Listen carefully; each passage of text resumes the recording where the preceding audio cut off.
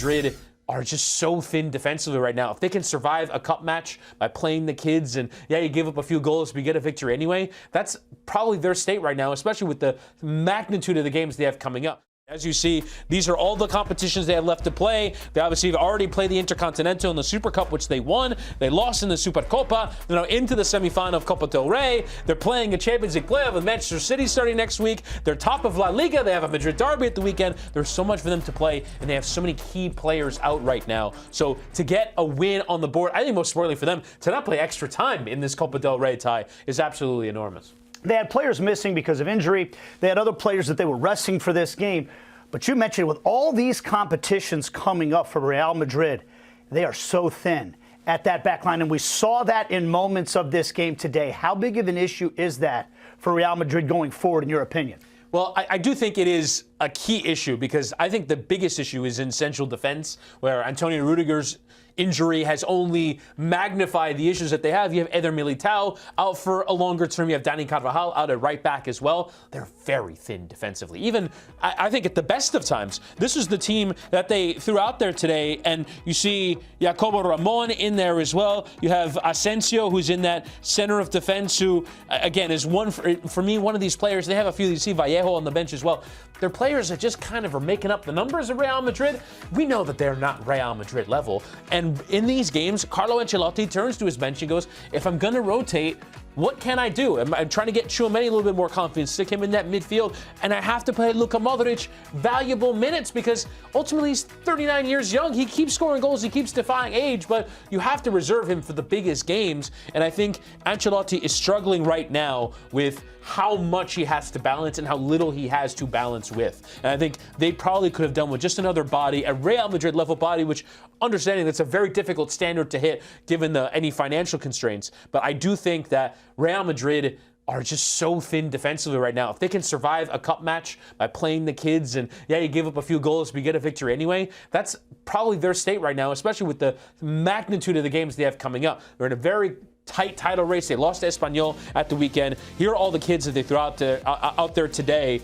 They need to get whatever they can from these guys just to really just play some minutes. Eat some innings, as you would say in baseball. One to forget for Jacobo Ramon. He had the handball in the first half. Got put on the floor a couple of times defensively. Flip side for Gonzalo Garcia. He's going to remember this for the rest of his life. He scores the match winner. But let's spin this forward a little bit because just the day before this, we saw Atletico Madrid go out and take care of business in their match in Copa del Rey. Not the case for Real Madrid here. And with some of those issues on the back line that we're talking about, what does this mean when we spin it forward to this big matchup coming up this weekend? I do think that Atletico probably right now, based off of the players they have available, it's kind of crazy to say. They, I think, have a stronger and deeper squad. The question is do they have the top-end talent? Can they deliver on the biggest games? What is their approach going to be in those biggest games? And ultimately, we know that Jude Bellingham and Kylian Mbappe are being rested because there is an understanding that the big game is at the weekend. And then after that, in the two-legged tie against Manchester City in the Champions League playoffs, I think Ancelotti, he said at the start of the year, I know we're playing 6 competitions this year.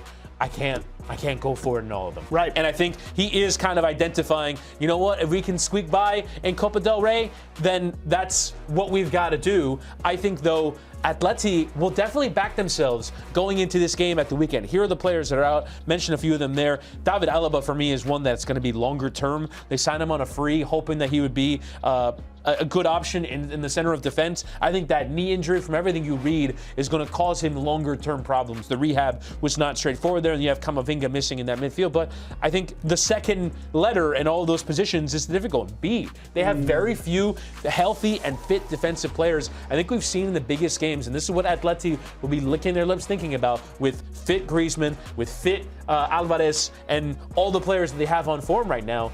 You can get at this team. This team can be exposed. We saw Barcelona do it. We've seen several teams in the Champions League do it. And with their current status of available players, it's going to be very difficult, in my opinion, for them to be able to compete defensively. They will need monstrous performances from their top-end guys at the front end of the pitch. On the flip side, at that front end of the pitch, you've got a player with immense talent like Enrique, who's shown flashes here and there. He scores a goal in the game today, but also had some bad moments. Whiffed on a couple of headers, had a couple of chances that maybe he didn't take advantage of. Is he even pushing his way for more playing time right now, or what do you see for his prospects in the immediate future with Real Madrid?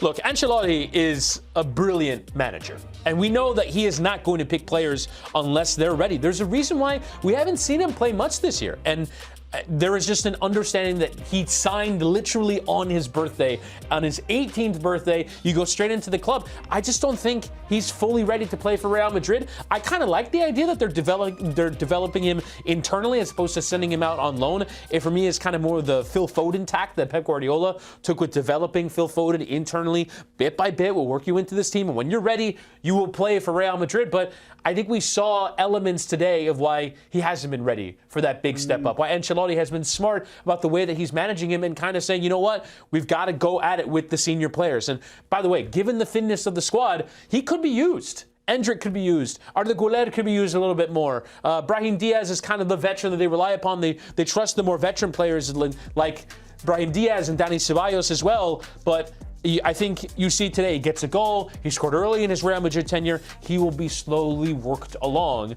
I don't know if he's ready to come on in a Champions League quarterfinal, round of 16, or in this case in a playoff match, and play a big role. He's not ready for it yet. And I think Ancelotti and the club very clearly have a plan for him. But I think the positive news for him today is he gets a goal and gets a bit more of that confidence going. So maybe he can play a bigger role going forward. I guess I view everything right now through the prism of also the World Cup looming in 2026. And if I'm a player, I want to be somewhere where I'm playing a lot of minutes to position myself for my national team. I guess that's a different story for Enrique going forward. But I guess, is the issue not that we saw him play for Brazil, and I remember during the Copa America in the United States over the summer, all the conversation was, why isn't he playing? Why isn't he playing? Why is he playing? And you see him play, and yeah, obviously there's something there that everyone else sees, but is he a ready player now to play at senior level for Brazil and Real Madrid? That is the highest of high standards in the international and the club game.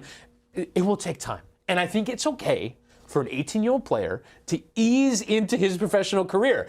Everyone wants everything now. You want Endrick to be ready now. And you know what? If he's not ready now, it's okay.